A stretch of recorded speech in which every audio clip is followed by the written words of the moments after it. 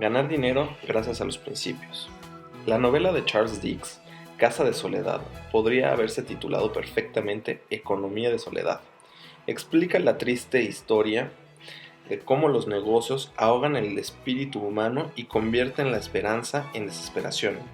El caso de Jarvis y Jarvis en la relación con la distribución de una hacienda se alarga tanto que termina por consumir la hacienda entera y arruinar a sus beneficiarios. Richard Carston termina arruinado porque la felicidad que espera encontrar en su herencia se demuestra ilusoria. El primer gran principio de la legislación británica es que el negocio es el negocio. ¿Tiene razón Dickens? ¿Acaso el mundo de los negocios es tan egoísta que se olvida de las personas en nombre del beneficio? ¿O es posible poner en el mismo saco el beneficio y el honor? Tal vez podremos responder a estas cuestiones si nos fijamos en las tres Cs: la conciencia, la cultura y el compromiso. La conciencia. Laura Nash define la ética empresarial como el estudio de la forma de aplicar las normas de la ética profesional a las actividades y objetivos de las actividades comerciales. Por otro lado, Peter Drucker, 1981, sostiene que el concepto de ética empresarial no aporta nada, ya que simplemente remite a la moral de las personas que toman decisiones empresariales. Drucker define el comportamiento justo acuerdo con la ética de la interdependencia de confusión, la conducta que optimiza el beneficio de cada parte y hace que la relación sea armoniosa, constructiva y mutuamente provechosa. Mark Bastin, 1986, refunde la ética individual y la empresarial bajo una misma rúbrica, las reglas más básicas y fundamentales, que se descubren al analizar las razones que hay detrás de las acciones, las decisiones y sus primicias. Bastin recomienda un proceso de reconstrucción a la inversa para determinar estas reglas. Acciones lleva a decisiones, las cuales te llevan a premisas, y de ahí llegas a reglas fundamentales.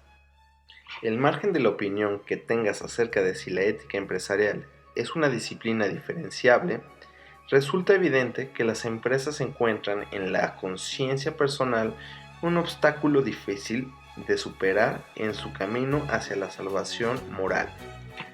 Nash sostiene que los escrúpulos de conciencia tienen sentido desde el punto de vista comercial, ya que todas las partes implicadas en un negocio reclaman integridad y confianza. Nash defiende una ética de los acuerdos comerciales según la cual el objetivo principal de una empresa no debe de ser el beneficio, sino la creación de valor para los distintos grupos de intereses, a través de una relación mutuamente beneficiosa y sensibles a las demandas de cada parte. Deberían existir una serie de derechos y responsabilidades recíprocas entre las empresas y estos grupos, una idea con la que coincide plenamente Max De Pree, 1994, que fue director ejecutivo de la empresa estadounidense de mobiliario para oficinas Herman Miller. La renovación procede del auténtico servicio a los demás. Nash defiende que su ética de los acuerdos comerciales no solo garantiza el éxito de las empresas, sino que respeta la conciencia y la dignidad de los directivos. En consecuencia, según Nash, la ética y la integridad deberían ser inseparables de la toma de decisiones empresariales, por mucho que en la realidad suceda de otro modo.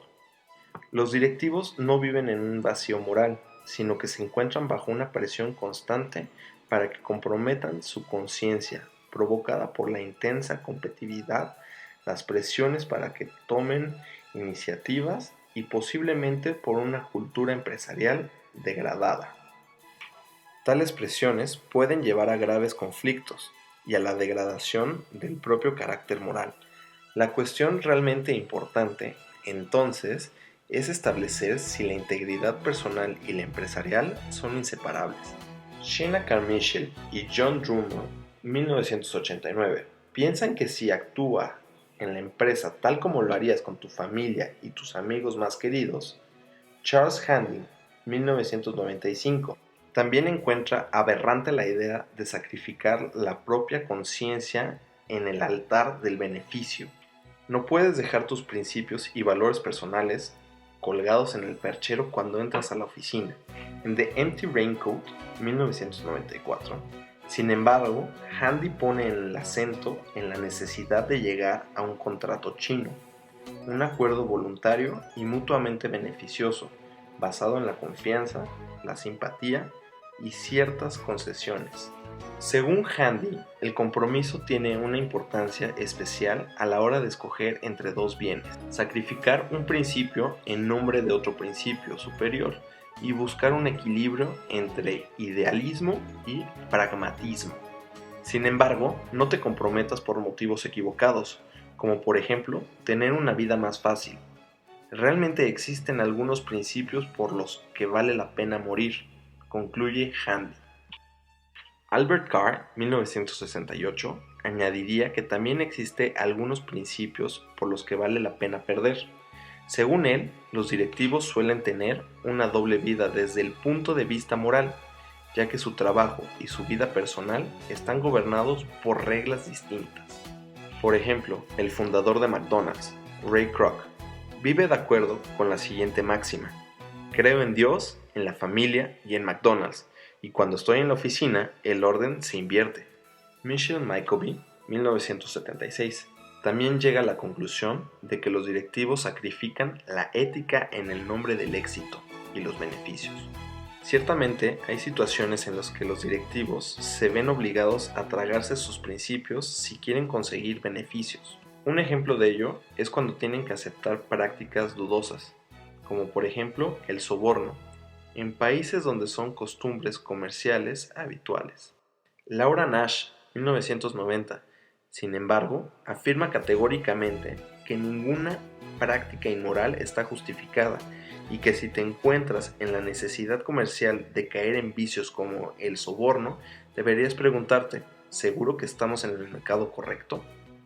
Para responder a esta clase de preguntas, debes tener claro el significado de la inmoralidad. Tal como vimos en el capítulo 1, los valores pueden ser relativos. Una cultura puede considerar moral algo que a ti te parece repugnante. Pero, ¿acaso eres tan arrogante como para imponer a todo el mundo tu punto de vista sobre lo correcto?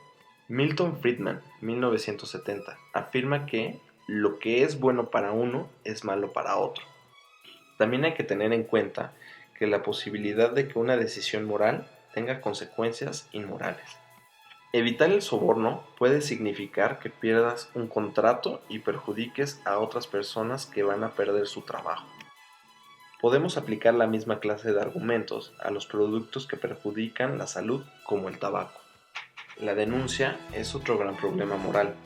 En algunos casos, el acto moral de denunciar a la propia empresa solo ha servido para que el delator cayera en desgracia junto con sus principios. La evidencia demuestra que los delatores suelen pagar las consecuencias de las denuncias de las malas prácticas empresariales, razón por la cual en Reino Unido se ha aprobado una nueva ley de declaración de interés público para protegerles. Sin embargo, a veces puede resultar difícil derrotar a un delator, tal como explica Matthew Lane, 1998. Hugh Salmon sospechó que su despido estaba relacionado con su intento de denunciar ciertas irregularidades financieras, y la defensa legal de su integridad le costó más de 1 millón de libras a su anterior empresa, la agencia de publicidad Lintas Worldwide. Resulta fácil rendirse bajo tanta presión. La batalla legal de Salmon fue larguísima e incluso se vio obligado a contratar a un detective privado, pero su fe en su propia inocencia le dio fuerza y determinación. Richard D. George, 1986, propone 3 criterios para determinar la validez moral de la denuncia pública: el riesgo de que la sociedad sufra un daño grave y considerable, la confesión previa de las propias inquietudes morales al superior inmediato, y el grado hasta el que se haya agotado los procedimientos y recursos internos para resolver el problema. Tal como hemos visto hasta ahora en este libro, las decisiones morales distan mucho de ser fáciles, y los directivos necesitan alguna ayuda para encontrar la salida en este laberinto moral. El consejo más prudente es que cada uno descubra su mínimo ético. ¿Cuáles son los principios que no estoy dispuesto a sacrificar, aunque sea el principio de mi carrera? Con todo, debes aplicar estos principios de forma pragmática y adaptarlos a cada situación. También es importante tener sentido de deber, saber reconocer qué es lo correcto en cada situación, para lo cual Nash aconseja que te hagas las siguientes preguntas. ¿Qué me dice mi intuición y mis instintos acerca de mi decisión? Por ejemplo, ¿me da mala espina?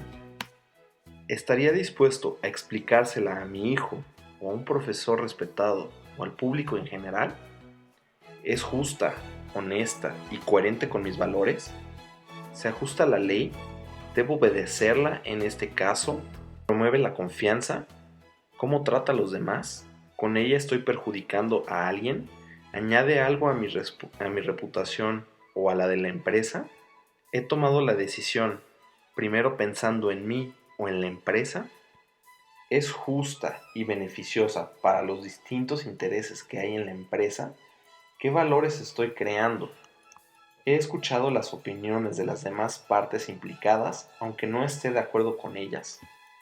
He tenido en cuenta todas las circunstancias. Me empuja la arrogancia o cuento con la justificación moral que da la humildad. ¿Superaría un nuevo examen dentro de 1, 2 o 3 años? ¿Seguiría pareciendo buena si la repitiera 20 veces? ¿Tomaría otra decisión si tuviera 10 veces más tiempo para hacerlo? ¿Puedo aplicarla de forma más progresiva